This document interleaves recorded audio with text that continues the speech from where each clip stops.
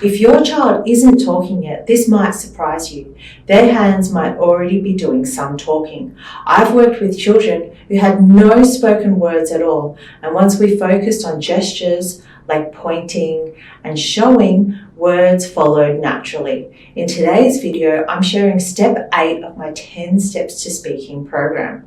I'll show you why gestures are a fast track to speech, and I'll show you exactly how to encourage them through simple play at home. Step 8 is about gestures because gestures come before words. Pointing, showing, giving, and waving are how children enter conversation without speech. It is a form of communication. Gestures and speech use the same brain pathways, so every gesture is building the pathway for words. Children who gesture more early on go on to use more words later. Gestures teach turn-taking. They teach cause and effect. They teach that communication works. This step is the bridge between sounds and spoken words. When gestures are understood and responded to, speech can grow. Step 8 is called I can show you what I mean. When your child points, reaches, shows you something, gives you an object or waves, they are already communicating. They are just not using words yet.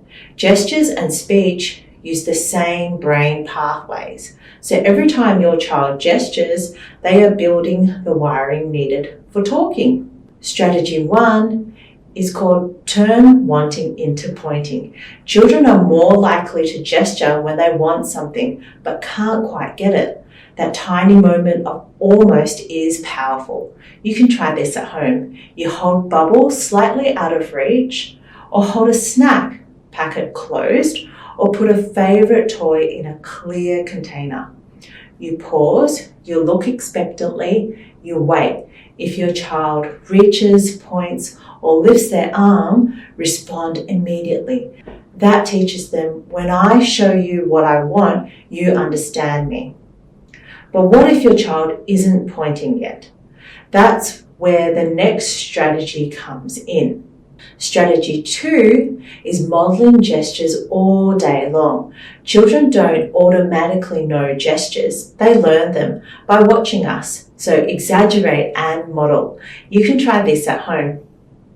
You can point and say ball, wave and say bye-bye, reach up and say up. You give an object and say give. Even if your child doesn't copy you yet, you are teaching them how communication works. If you're finding this helpful, I've linked a free downloadable PDF of all 10 steps to speaking in the description below. It includes simple activities you can start today. To support more parents of children who aren't talking yet, subscribe and turn notifications on. These are the same strategies I use to train my therapy assistant team of 4 in Melbourne, Australia. They're also the same steps I coach parents online anywhere in the world. Once children understand gestures, we want them to use them with intention. Strategy 3 is waiting for the gesture. One of the biggest mistakes parents make is moving too fast. If we give them the item before our child shows us, we remove the reason to communicate. You can try this at home. Hold the toy and wait. Pause before pushing the swing. Stop a wind-up toy mid-action. Wait for a reach, a point, or a look combined with movement. When it happens, respond straight away. And here's the part that helps gestures turn into words. Strategy 4 is pair gestures with one simple word. Every gesture gets one simple word, not sentences, not questions. You can try this at home. Point becomes ball, reach up becomes up, open hands becomes help, give becomes ta. This links movement to meaning to sound. Over time, that sound becomes a word. But what if your child uses lots of gestures and still isn't talking?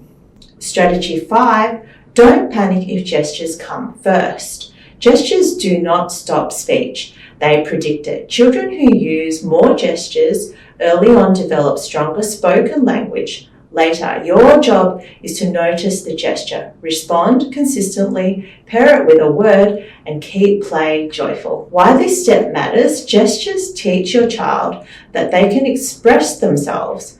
They teach them that people understand them. They teach them that communication works. And when communication works, children want to do it again. That's when words begin to emerge. If your child isn't talking yet, look at their hands. Pointing is communication. Reaching is communication. Showing is communication. Every one of those moments is bringing your child closer to words. You're not waiting for speech, you're building it. In the next video, we'll move into step 9, which is turn taking. This is where gestures start turning into real back and forth conversations. I'll see you in the next one.